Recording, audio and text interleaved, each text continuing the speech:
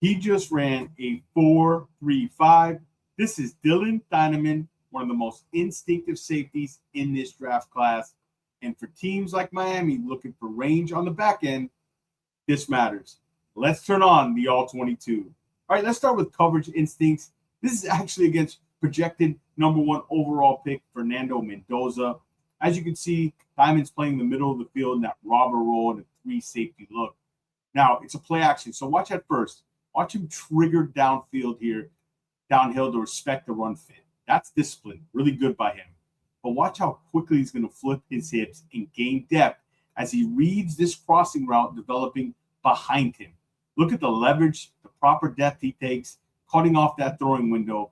And now Mendoza, you can see, has to go underneath.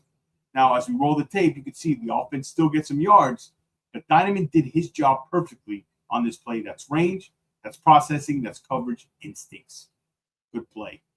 All right, now here's another example of his instincts and his ability to key the quarterback's eyes. This is actually against Drew Allar, another top quarterback in this upcoming draft. Now watch it. Again, Thieneman to the middle of the field. He's going to trigger down here and reading the play action jet sweep here. Well, he quickly reads that wheel route on the sideline, picks it off at the high point. Great play. Roll it back. All right, as you can see, he immediately recognizes the wheel route and developing on the sideline. Now look at the recovery. He's going to drop back. He's going to gain depth, and he's going to elevate the catch at the high point.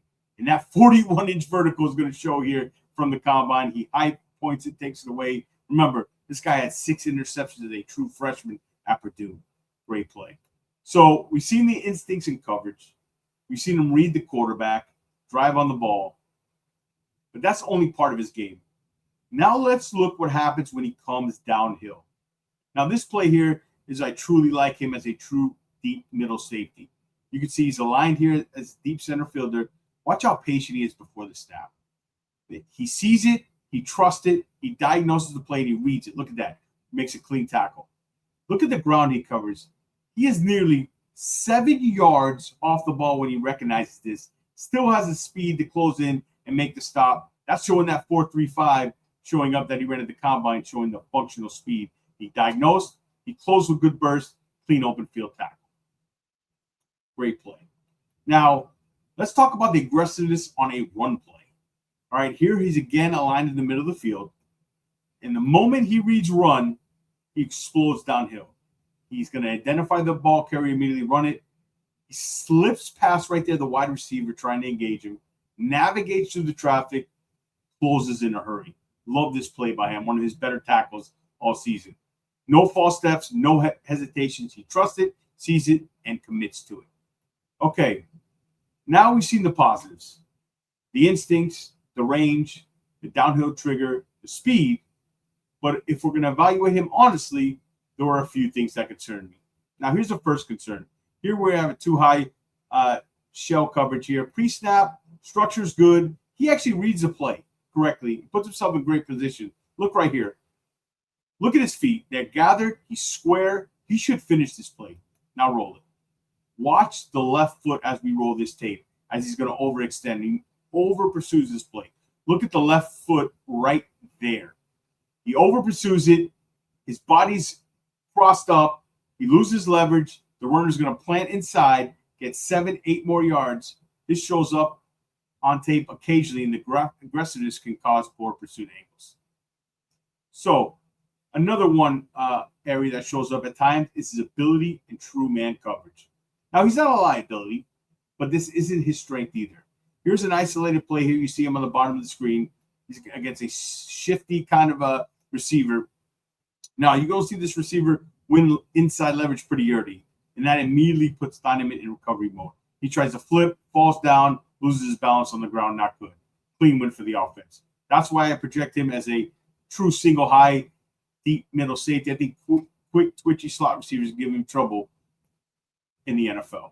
All right, so now let's put it all together. Instincts are real. The range is real. The aggressiveness shows up. But there are areas that need refinement.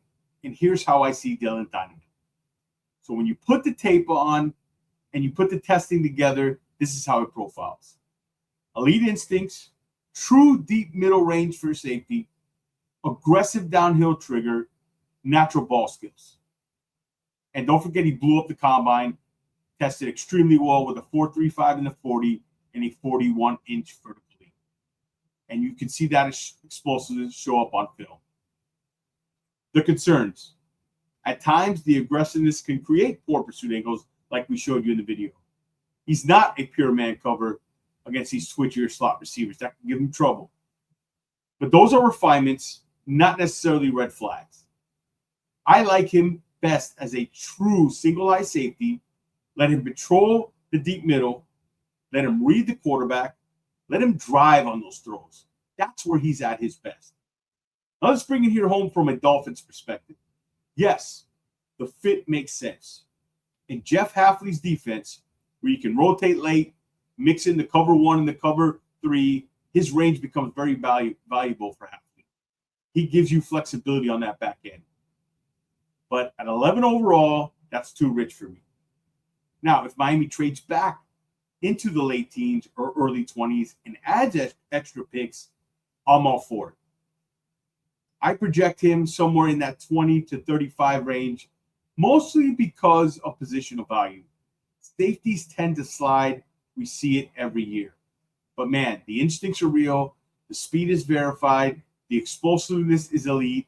The question is not talent, it's value. If Miami trades back in the 20s, I'm in. At 11, not for me. What would you do? I appreciate you guys watching. As always, stay Fins faithful. We're out.